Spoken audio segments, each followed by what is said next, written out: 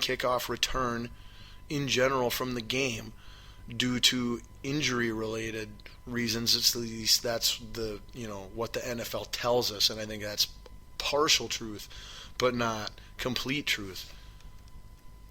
But don't be stupid. Make no mistake about it. This has nothing to do with the NFL wanting to make it easier for offenses or increase more points. This has to do with reducing the number of kickoffs returned. Because now, if you catch the ball in the end zone, you've got to return it 30 yards just to break even. When you could have took a knee, not risked a fumble, not risked injury to yourself or any of your teammates. There's more that can go wrong than hitting it big and getting a return for over 30 yards, where now you're actually gaining yards to not getting a touchback. I mean, think about that. You're going to have to get 30 yards. Because if you're catching it in the end zone and you're thinking about not running it out, you're halfway, you're a good 5 yards deep in the end zone. You're halfway or further back. So 25 plus that 5, that's 30 yards you got to return the ball just to break even. Just to break even. Well, before it was 21 to 29, now it's 26 to 34. Just to break even.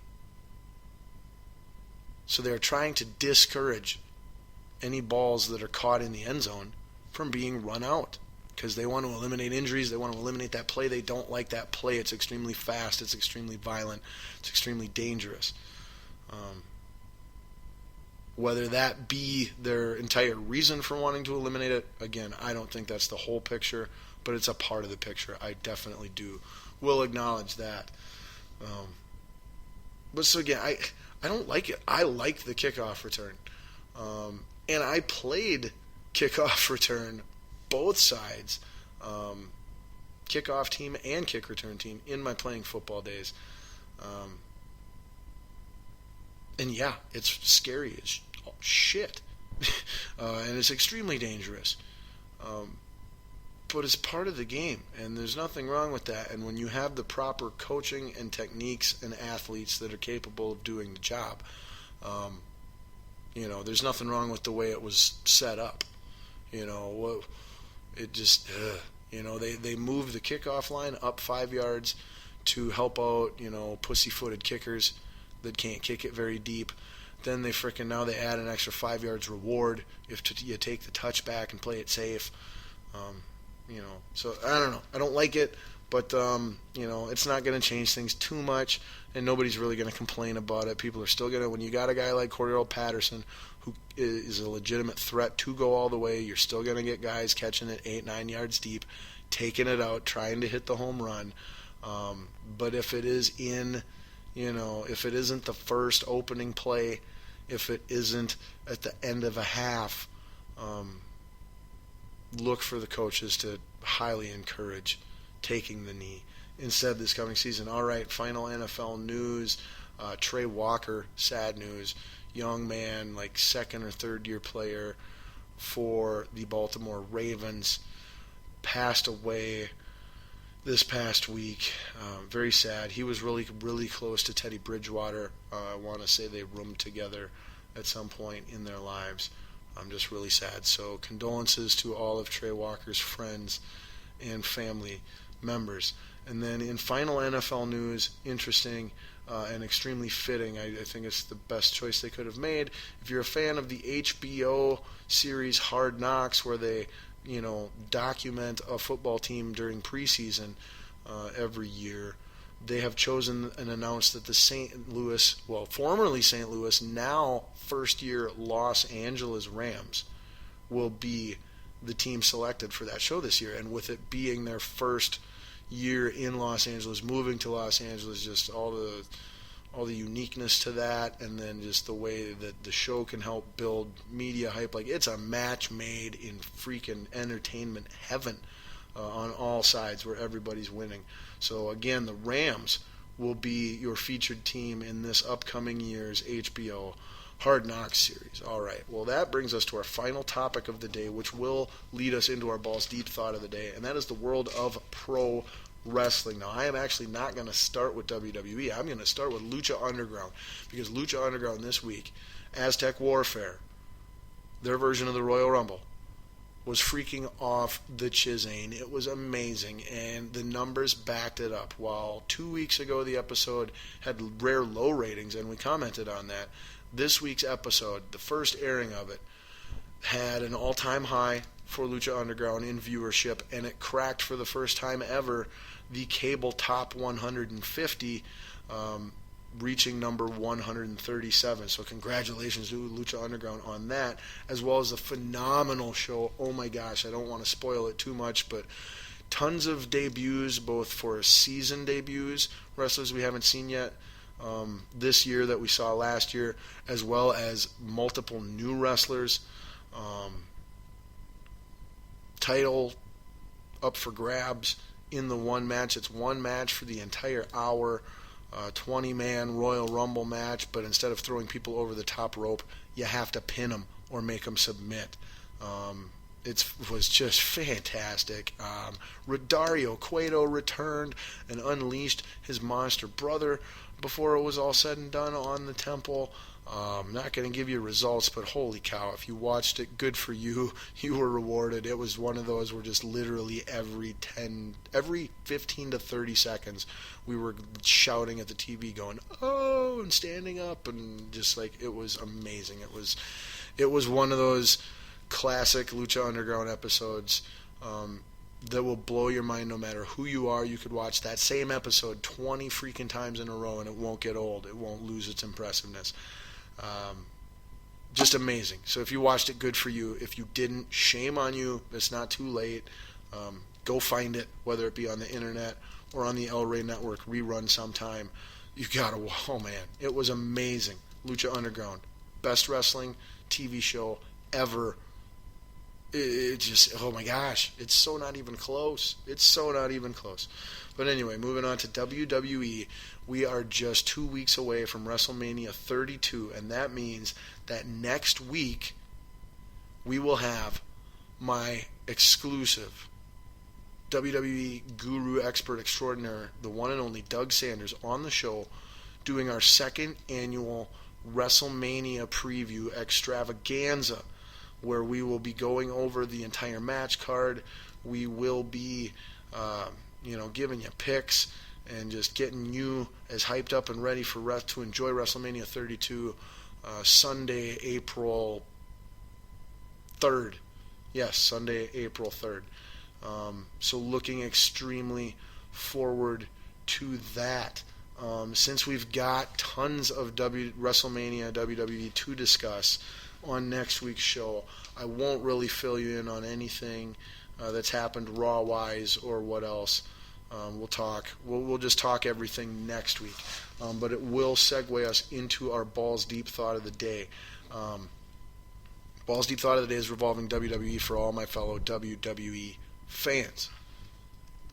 Now, as I mentioned, it is WrestleMania season. It's right around the corner, and usually before this time on the calendar year, me and my son and most other WWE fans can't wait, chomping at the bit, ready to go. Oh my gosh, I'm so excited for WrestleMania.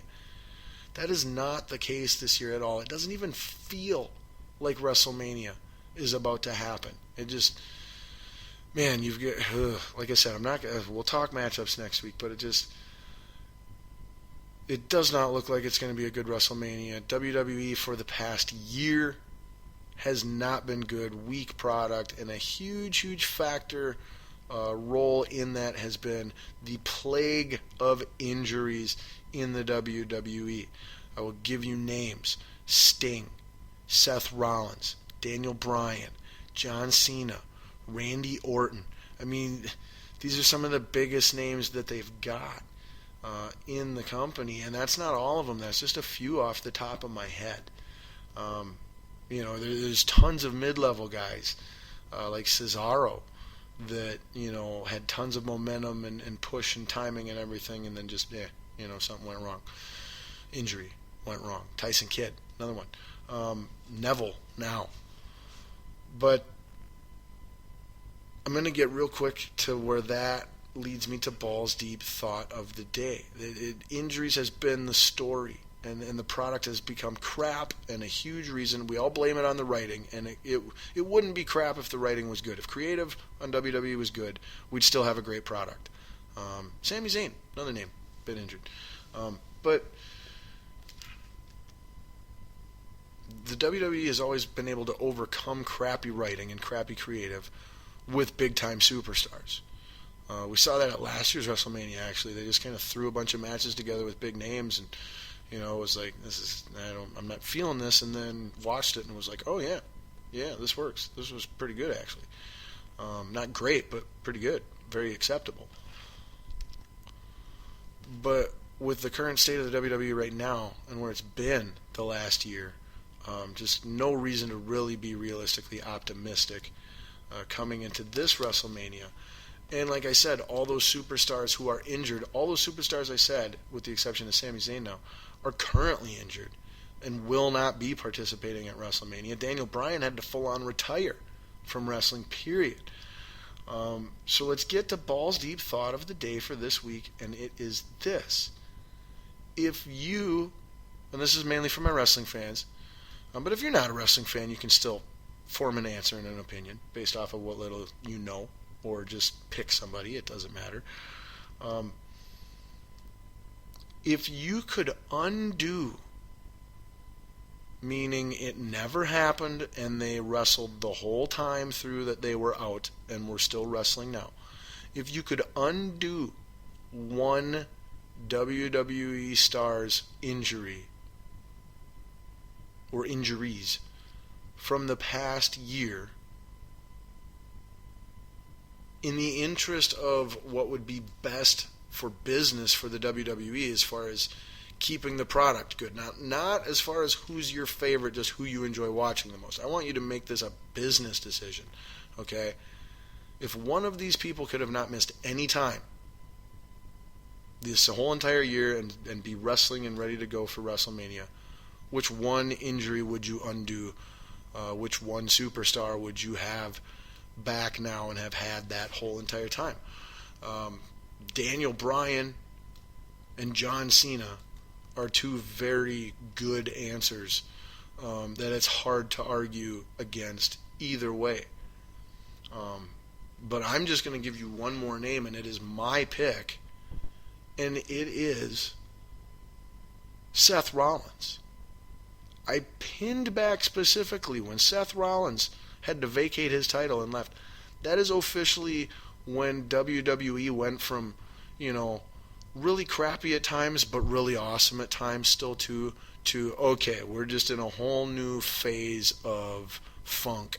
And I'm not talking Terry. Just everything's garbage on a consistent show after show after show basis. It happened when Seth left, and Seth leaving stopped.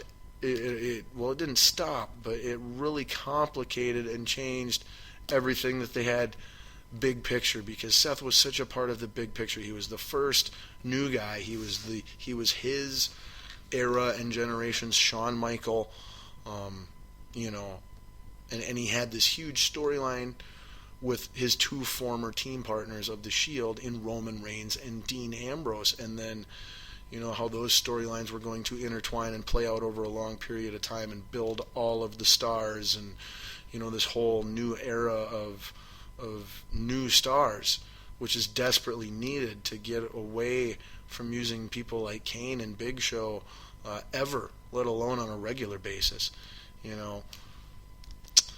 And the fact that the title was in his hands when it happened, and had been in his hands for a significant amount of time, how it got into his hands at last year's WrestleMania with him cashing in his Money in the Bank briefcase, winning triple threat versus Roman and Brock to close the show, holy crap, wow.